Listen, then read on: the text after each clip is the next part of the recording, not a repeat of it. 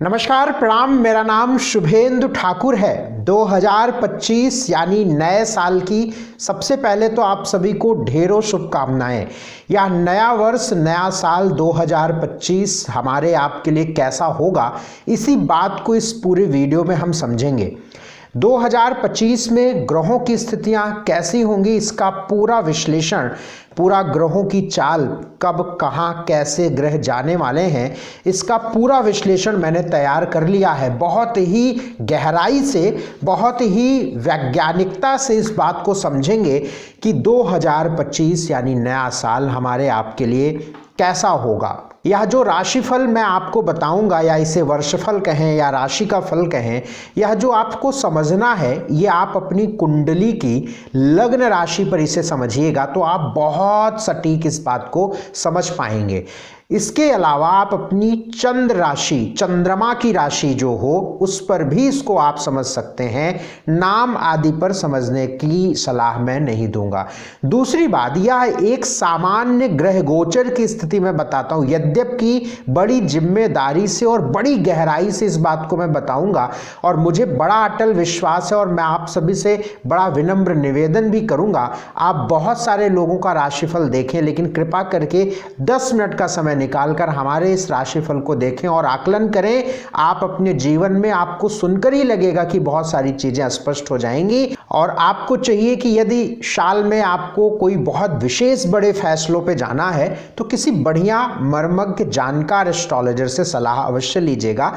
हमारा आपका जीवन जो प्रभावित होता है मुख्य रूप से, वैसे तो 9 ग्रहों का प्रभाव है, लेकिन मुख्य रूप से जिन्हें हम इस राशिफल में बहुत गंभीरता से देख रहे हैं, उन 4 ग्रहों पर अधिक मेरी नज़र है। एक तो बृहस्पति पर, दूसरा शनि पर और राहु और केतु पर। ये 4 ग्रहों से आपका जीवन बहुत गंभीरता से प्रभावित होगा। और इन 4 ग्रहों की गति को इस वर्ष देखें तो शनि 29 मार्च को मीन राशि में जा रहे हैं। इससे बहुत सारे लोगों के जीवन पर बड़ा प्रभाव पड़ेगा। कुछ की 7.5 खत्म हो जाएगी, कुछ की ढैया खत्म हो जाएगी, कुछ की शुरू हो जाएगी, तो एक बड़ा प्रभाव है। दूसरा, बृहस्पति 15 मई 2025 को बदलेंगे। बृहस्पति के बदलने से बहुत सारे लोगों के विवाह होंगे, बहुत सारे लोगों के संतान होंगे, बहुत सारे लोगों के विवाह और संतान के योग खत्म हो जाएंगे 2025 के लिए कम से कम, और बहुत सारे लोगों के दाम्पत्य जीवन में सुधार आएगा। इसके साथ राहु और केतु का भी परिवर्तन 29 मई को होगा। राहु और केतु के परिवर्तन से बहुत सारे लोगों को बड़ी राहत मिलेगी। तो इन सारे ग्रहों की चाल को देखते हुए हमारे सामने सारे ग्रहों की स्थिति बनी हुई है। इससे आपका जीवन कैसे प्रभावित होगा, इसका पूरा विश्लेषण बहुत ध्यान से समझिएगा। आइए वृषभ राशि यानी टॉरस, वृषभ राशि की बात हम करेंगे। 2025 में वृषभ राशि वालों का वर्षफल कैसा है, कैसा राशिफल है, कैसी स्थिति आपकी इस 2025 में रहने वाली है। बहुत सारी बातें मैं बताऊंगा, पॉइंट, अलग अलग पॉइंट्स के हिसाब से आपके स्वास्थ्य, धन, विवाह, संतान, तमाम बातें मैं करूंगा। लेकिन पूरे साल को यदि हम बोलें और एक लाइन में एक हेडिंग आपको हम दें, तो हम आपको बड़ी जिम्मेदारी से कहेंगे कि यह वर्ष 2025 स्वास्थ्य और धन के मामले में 2024 की तुलना में बहुत बेहतर रहने वाला है, बहुत अच्छा रहने वाला है। यानी फाइनेंशियली और हेल्थ, ये दोनों आपके बेहतर रहने वाले हैं। 2025 में जनवरी महीने को देखें, फरवरी को देखें, अप्रैल को देखें, जुलाई को देखें, अगस्त को देखें और सितंबर को देखें। ये आप प्लीज़ नोट करिए, मैं फिर से रिपीट कर रहा हूँ। जनवरी, फरवरी, अप्रैल, जुलाई, अगस्त, सितंबर, ये मंथ इस वर्ष में बहुत खास हैं।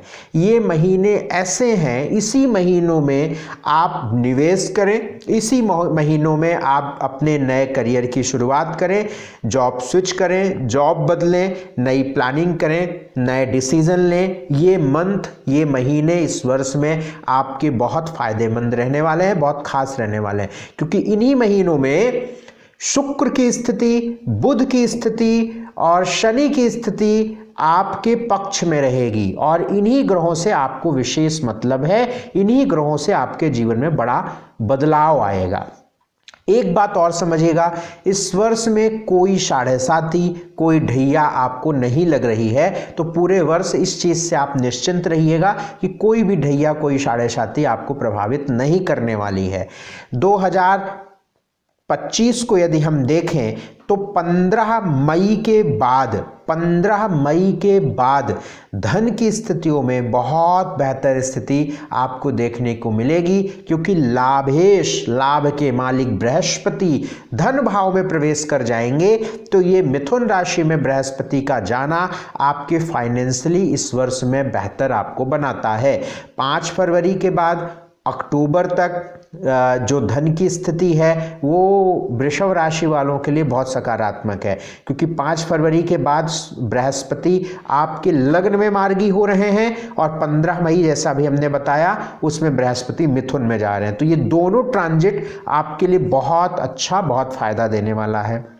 विवाह को अगर हम समझें, मैरिज को समझें, मैरिड लाइफ, मैरिज होने की स्थिति को समझें, इस वर्ष में विवाह को देखें तो वृषभ राशि यदि आपकी है, वृषभ लग्न है, तो आपके विवाह होने की जो संभावना है वो जनवरी से लेकर 15 मई के बीच में मुझे नज़र आती है। इस वर्ष में विवाह फिक्स होना, विवाह तय होना, विवाह की बातें शुरू होना, वैवाहिक जीवन में सुधार होना, दाम्पत्य जीवन बेहतर होना, जिस प्रकार से आप इसे कहना चाहें वैसा समझ सकते हैं।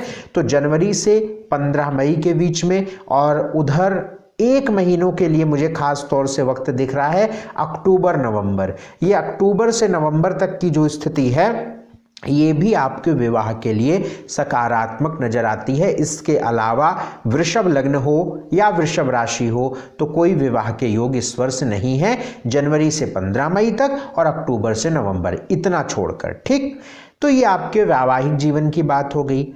संतान, क्या इस वर्ष आपको संतान होगी? संतान के योग को अगर हम देखें तो जनवरी से लेकर मई तक बहुत ही बढ़िया संतान के योग बने हैं। इस दौरान में संतान प्लान करना, कंसीव होना, हो जाना या संतान से जुड़ी कोई भी अच्छी बात, शुभ बात, बेहतर बात आपके जीवन में हो सकती है। तो संतान का योग हमने समझ लिया।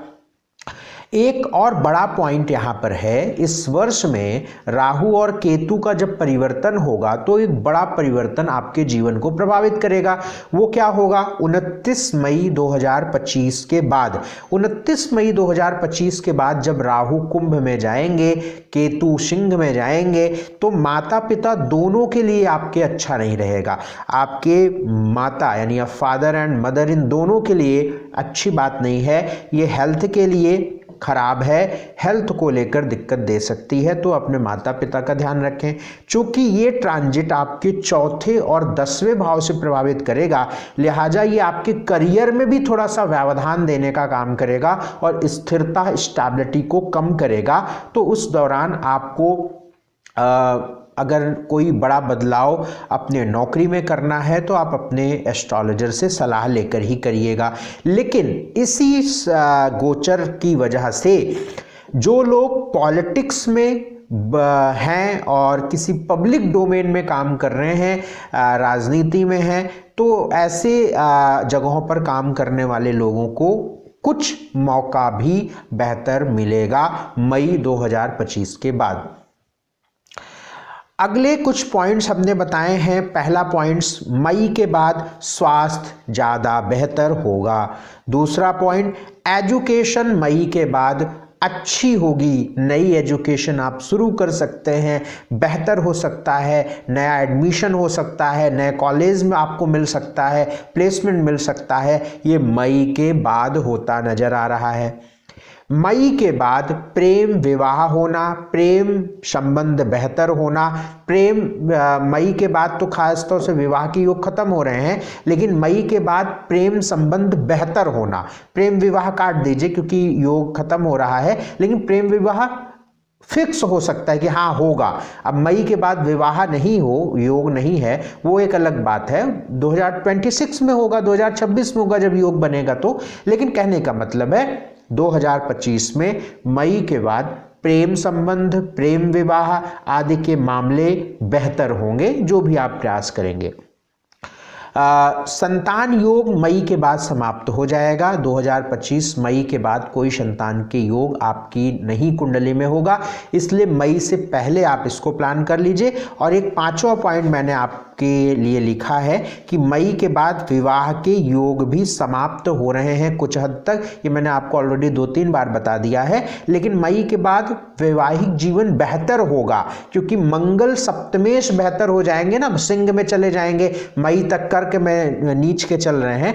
तो ये, और सबसे बड़ा पॉइंट हमने आपको अभी नहीं बताया, आपके बिजनेस, आपके जॉब, आपका व्यापार, आपकी नौकरी को यदि हम देखें तो इस साल में नौकरी व्यवसाय को देखें तो सामान्य दिख रही है। बहुत मेहनत से सफलता नज़र आ रहा है, लेकिन सफलता नज़र आ रहा है। इस वर्ष को इस मामले में ना तो बहुत ख़राब कहेंगे ना तो बहुत अच्छा कहेंगे। मेहनत सफलता, ये 2 लाइन मैंने यहाँ पे पॉइंट बनाया है जो मैंने कैलकुलेशन किया है। नौकरी व्यवसाय के लिए मेहनत सफलता, यानी मेहनत के बाद सफलता, अधिक मेहनत से सफलता, तो सफलता मिलेगी। बहुत ऐसा नहीं कि बहुत ईजी सारे रास्ते आपके लिए रहेंगे व्यवसाय व नौकरी को लेकर, लेकिन फिर भी लाभदायक समय, लाभदायक वर्ष कहा जा सकता है। तो इस स्थिति को हमने समझ लिया। मुझे लगता है कि बहुत सारी बातें वृषभ राशि की हमने क्लियर कर दी हैं। मैंने आपको मंथ भी बता दिया है, विवाह योग भी बता दिया है, आपके लव लाइफ को बता दिया है, आपके स्वास्थ्य की बात भी मैंने शुरू में कह दी है, धन की स्थितियों को लेकर भी मैंने आपको बता दिया है। तो मुझे लगता है कि हमने सारी बातें क्लियर कर दी हैं आपके लिए। अब इस साल को बेहतर कैसे बनाया जाए वृषभ राशि वालों के लिए, यह वर्ष कैसे अच्छा होगा, इसके लिए मैं आपको कुछ उपाय बता देता हूँ। उपाय क्या करना है आपको?